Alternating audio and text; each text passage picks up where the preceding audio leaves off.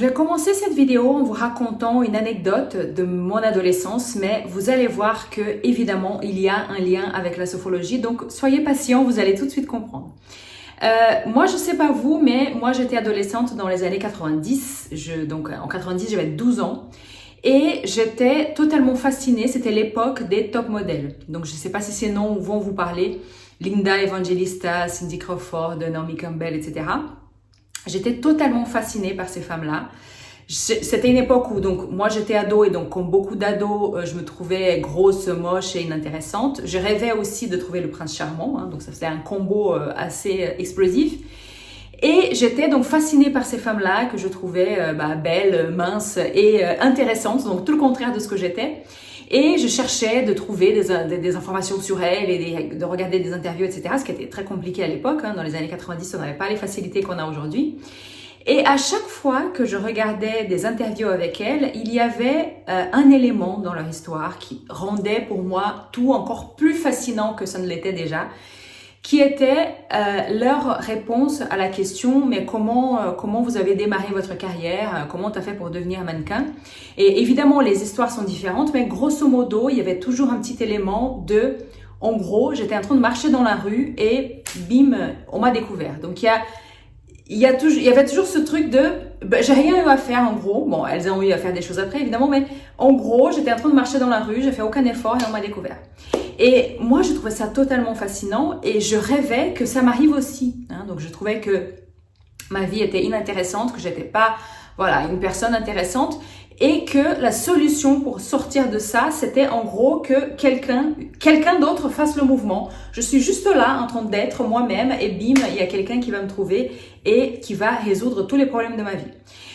Pourquoi je vous raconte ça? Parce que même si vous n'étiez pas un adolescent dans les années 90 et que vous n'avez jamais entendu parler des top modèles, je sais que vous êtes nombreux, alors je peux pas généraliser, tous les sophrologues ne sont pas dans cet état d'esprit-là, mais vous êtes très nombreux à quelque part et probablement très inconsciemment espérer quand même que pour avoir une clientèle, pour développer une clientèle, il suffira peut-être de laisser faire la vie, laisser faire le destin, que vous allez laisser, bien sûr, il faut faire un petit peu de communication, donc vous allez laisser quelques dépliants, quelques cartes de visite ici et là, mais il y aura un jour où il y aura une personne, ou deux ou trois, peut-être pas forcément une personne, une espèce de parrain qui va parler de vous à tout le monde et du coup, votre agenda va être plein grâce à cette une personne, cette une démarche que vous allez faire et qui va tout changer, qui va tout bouleverser.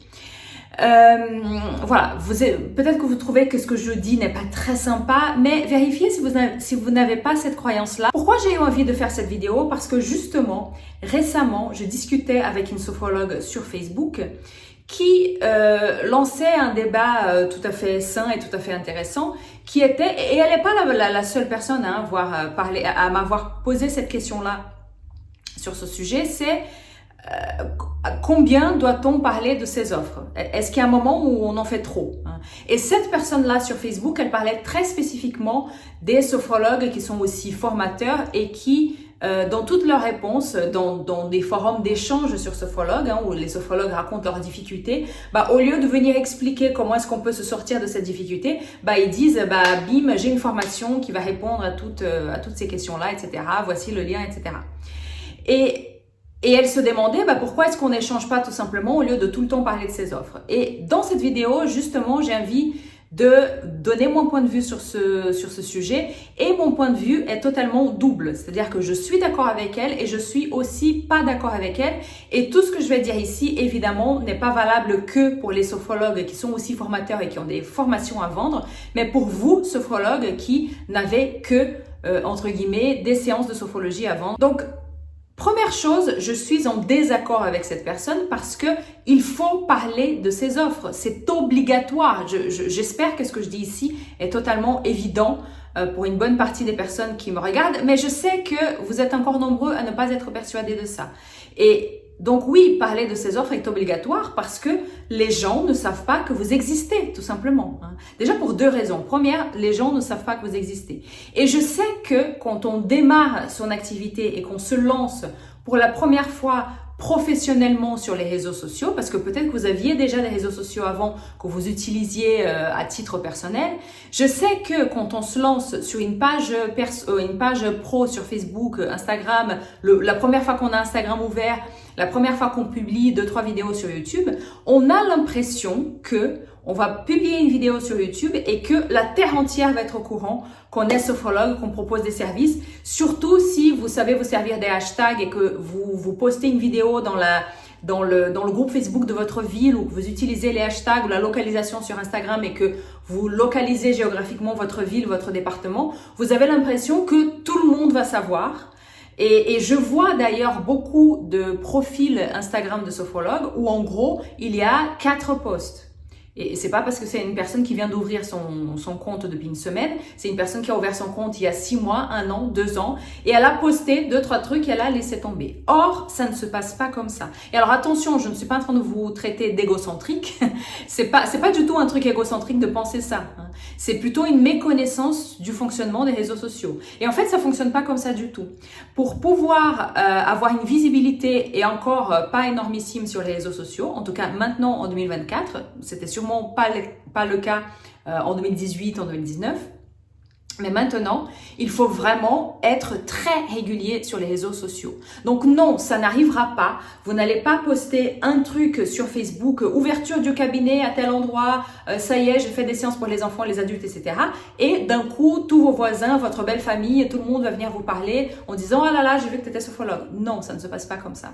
Donc, il faut être très régulier parce que une des raisons pour lesquelles les gens ne viennent pas vous voir, c'est qu'ils ne savent pas que vous existez. Ils ne savent pas que vous avez un cabinet à telle adresse. Ils ne savent pas que vous êtes sophrologue. Ils ne savent pas qu'il y a un sophrologue à cet endroit-là. Ils ne savent pas à quoi sert la sophrologie. Donc, il faut continuer de communiquer. Ça, c'est évident.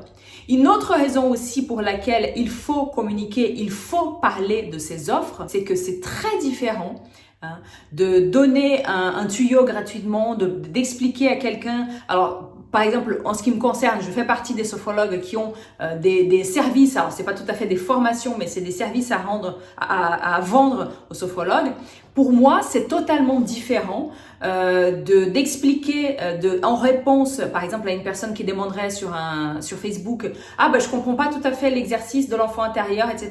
Je peux répondre à cette personne tout à fait gratuitement sur Facebook. Ça ne vaut pas une explication sur un atelier, par exemple, dans la plateforme Sophro Continue, où je passe 3 heures à expliquer l'exercice de l'enfant intérieur.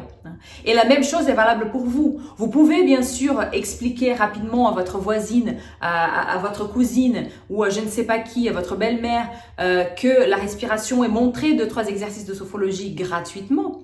Ça ne remplacera jamais vos offres.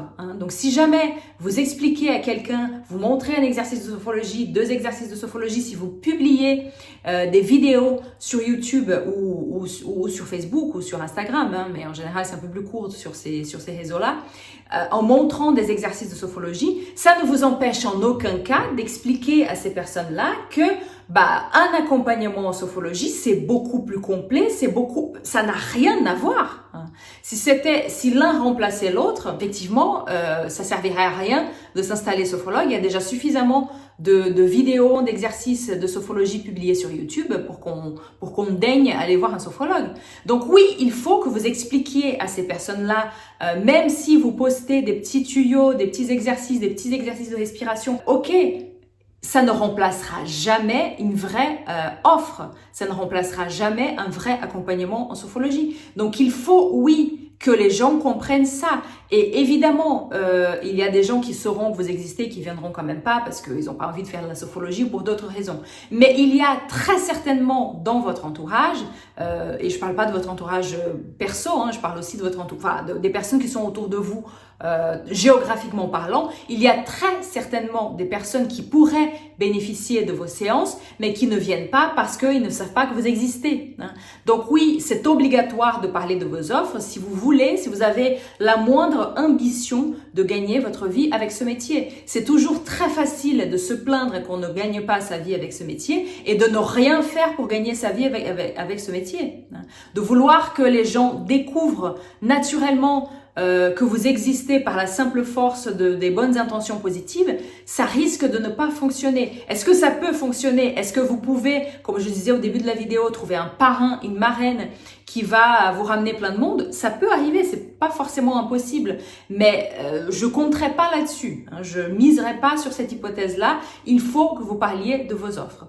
Maintenant, je vais donner l'autre côté, c'est-à-dire cette personne critiquait donc les personnes qui, au lieu d'échanger et de répondre aux questions tout simplement sur les réseaux, qui disaient systématiquement « Ah, bah je vends un produit qui peut répondre à ça, je vends une formation, je vends un e-book, etc. » Pourquoi est-ce que ces personnes font ça?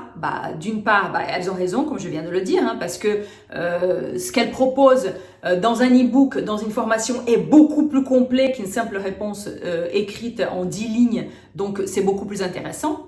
Mais aussi, elles font ça parce qu'elles sont dans la peur, notamment les personnes qui exagèrent. C'est vrai qu'il y a des personnes qui martèlent, sur Facebook, on voit ça beaucoup dans certains groupes, des personnes qui ne participent que pour parler de leurs offres, qui justement n'offrent rien de gratuit, qui n'offrent aucun tuyau gratuit, qui ne donnent aucun conseil, si ce n'est aller voir mon site, aller voir mes séances, aller voir ci, aller voir ça. Ces personnes, elles ont besoin de parler de leurs offres tout le temps, justement parce qu'elles ont peur de manquer, elles ont peur de manquer de clients, elles ont peur de la concurrence, elles ont peur que l'autre sophrologue qui parle aussi de ses offres, oulala, elle a parlé de ses offres hier, moi, j'en ai parlé qu'avant-hier, donc il faut que je mette le paquet. Ça, je trouve que c'est dommage et d'une part, ça donne pas très envie d'aller voir l'offre de cette personne parce que d'une part, je sais pas, je connais rien sur elle, je connais pas son avis sur la question, je connais pas ses expériences, je sais pas ce qu'elle pense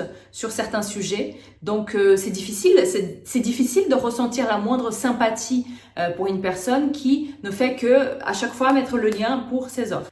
La peur nous coupe de la générosité, la peur nous coupe même de la bienveillance et je pense que ces personnes-là finissent effectivement, et je pense que c'est un peu ça que cette sophrologue-là exprimait quand elle a lancé cette question, je pense que ça donne d'ailleurs une image assez antipathique de ces personnes-là qui ne font que rabâcher les oreilles de tout le monde en parlant de leurs offres. Le sophrologue qui vit dans la peur, qu'il soit formateur ou pas formateur, peu importe, mais le sophrologue qui vit dans la peur ne donne pas une image très positive de lui-même. Ne donne pas une image, moi personnellement, ça me donne pas envie de travailler avec ces personnes-là. Moi, je suis quelqu'un qui me forme tout le temps. Je suis tout le temps en train de me former, soit auprès de sophrologues, soit auprès d'autres choses, sur d'autres sujets. Moi, je suis en permanence en train de me former. Et personnellement, et je ne suis pas la seule, ce type de personnes qui rabâchent tout le temps pour parler de leur formation sans jamais rien donner, sans jamais partager grand-chose gratuitement, tout simplement en répondant à une question, moi, personnellement, je n'ai aucune envie d'aller vers leur formation. Donc oui, il faut parler de ces offres, mais sans générosité, sans bienveillance, sans envie de partage, ça donne quelque chose qui est pas très joli et qui fait pas très envie. Donc, parlez de vos offres. Ne pensez pas que vous allez saouler les gens, surtout sur les réseaux sociaux, parce que sachez aussi que chaque post que vous publiez n'est pas forcément vu par toute votre audience. Si vous avez 500 personnes qui vous suivent, chaque post que vous publiez, il va être vu par une infime partie de ces personnes-là. Donc, vous pouvez y aller 2 jours par semaine, 3 jours par semaine, 4 jours par semaine. Je vous assure que vous n'allez saouler personne. Voilà, j'espère que cette vidéo vous aura aidé et je vous retrouve très vite pour une prochaine vidéo.